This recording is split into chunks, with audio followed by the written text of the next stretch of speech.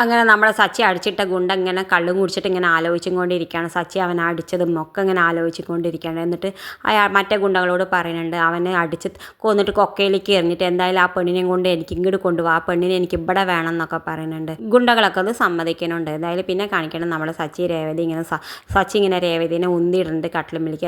എന്നിട്ട് എന്തായാലും കെട്ടിപ്പിടിച്ച് കിടക്കാൻ പോകുന്നുണ്ട്. ആ സമയത്ത് നമ്മുടെ ഗുണ്ടകളൊക്കെ ആണെങ്കിൽ പുറത്ത് നിന്ന് ഇങ്ങനെ ശബ്ദം ഉണ്ടാക്കുന്നുണ്ട്. കൊട്ടിയിട്ടും മേടിയിട്ടും പാട്ട് പാടിയിട്ടും ഒക്കെ. സച്ചിക്കാണെങ്കിൽ വല്ലാത്ത ദേഷ്യം വരുന്നുണ്ട്.